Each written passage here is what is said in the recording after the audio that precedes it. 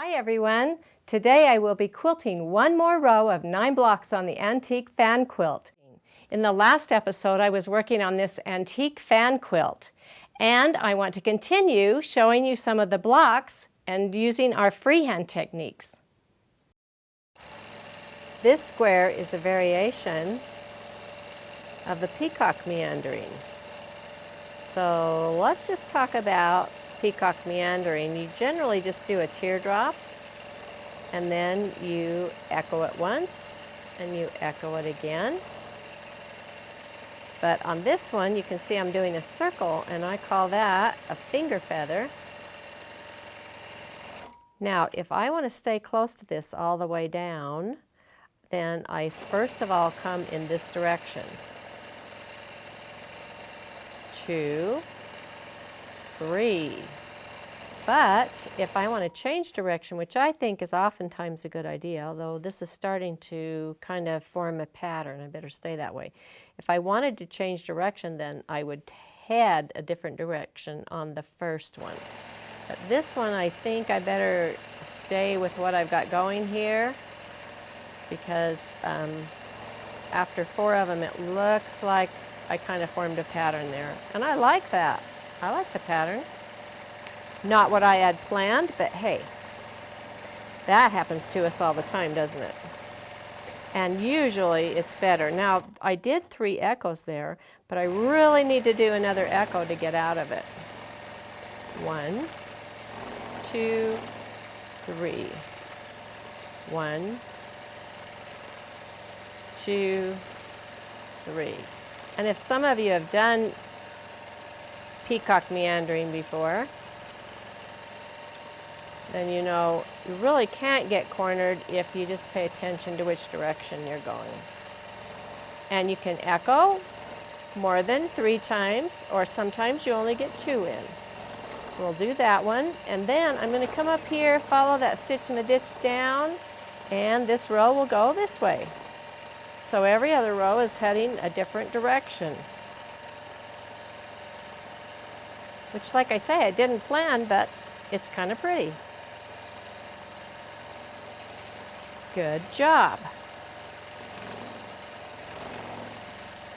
That one's going to get 4 echoes, and I'm going to follow this up, and we'll just probably get 1 more here, and that puts us right in position to do the next square.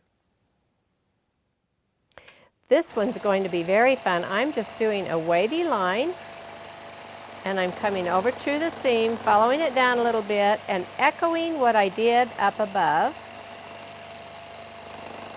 Follow that down so I get about the same spacing, and then continue down the seam, over, follow that over, down, follow that down, and over. Now I'm coming over here, and I'm just doing a wavy line the other direction, keeping my spacing about the same and following that wave that I did before. It's kind of a cross-hatching with wavy lines, and it goes so fast. There we go, and I'll follow that stitch in the ditch to get myself back over here so I'm ready to do the next square. Isn't that cool?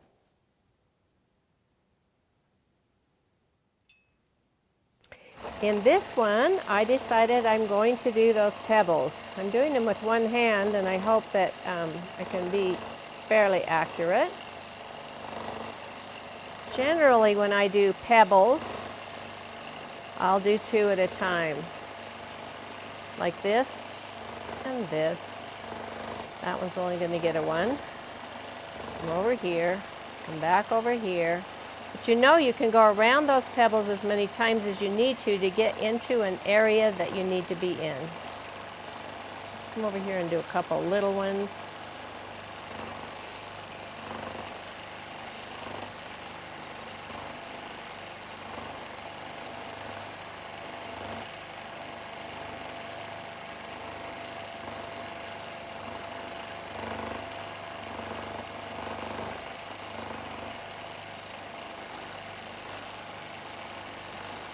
And I'm doing this again in constant so that I can go a little bit faster.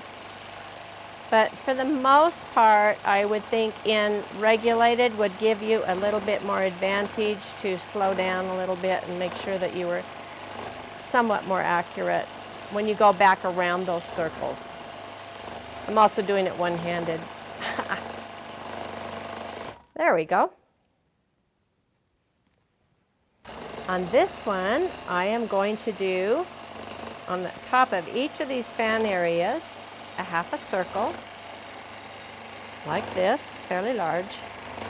Then, as I come back, I'm going to put a couple of little ferns in there, like this, and echo it on the inside.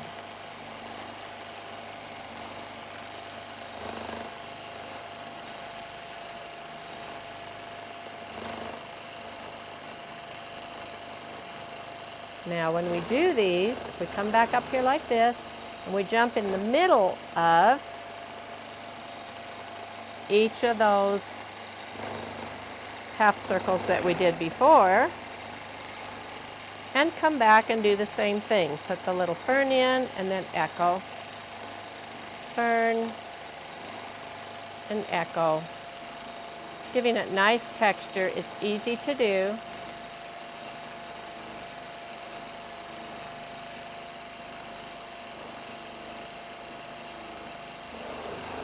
And then I'll come over here, half circle, half circle.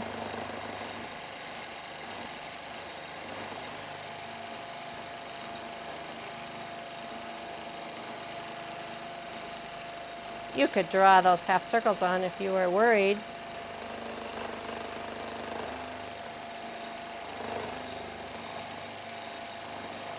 About the shape of them. But I like the freehand look. And up to the last one. And there we go.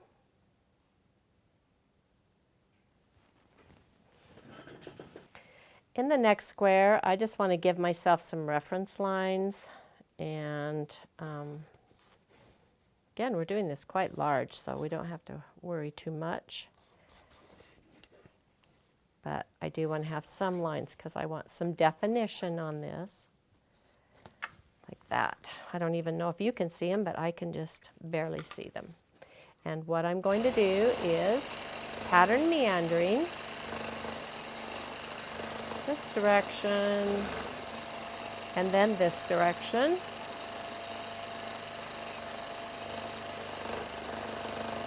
It's a ribbon candy.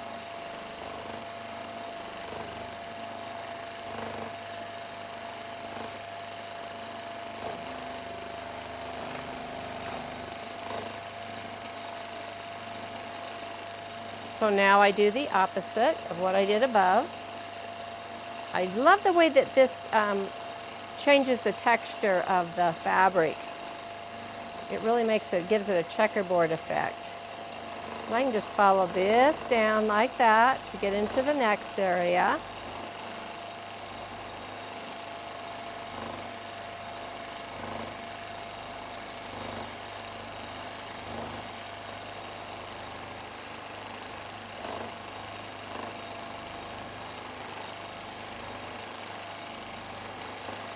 And the final area down here. And I will follow this line up to the next square.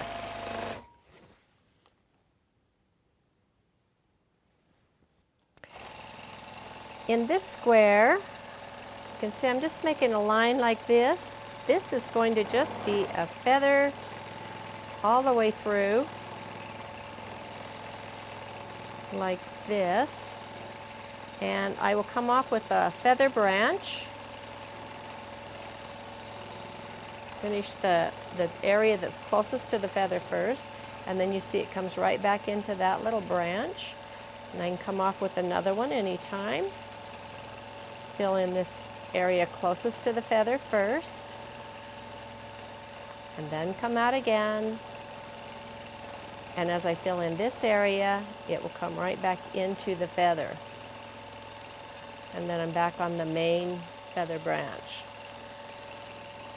I love doing these because you can just put them anywhere. You can do it really tiny, and you come right back to your home there. This is my double stem here of the main feather. Circle and then back to the stem, round and follow, kind of teardrop shapes. I want to come out with a stem here. I can do that and fill in next to the feather first, then come out and fill out on the other area. You see how I curve around on that stem? Come right back in, and I could fill clear over here like that, and then just fill it in all the way back to the home. I think I will come out here again with another little branch, filling close to the stem, and then the other side. You can hear when I go over and hit those seams.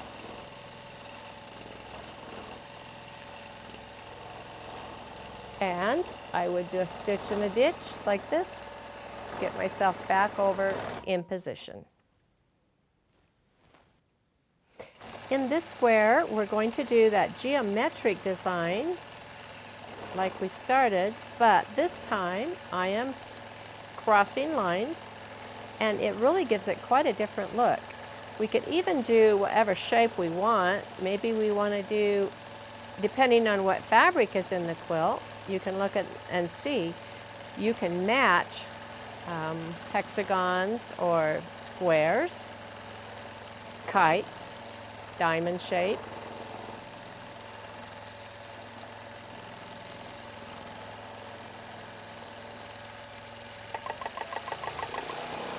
We'll just speed that up a little bit. There we go. So we get fun triangles.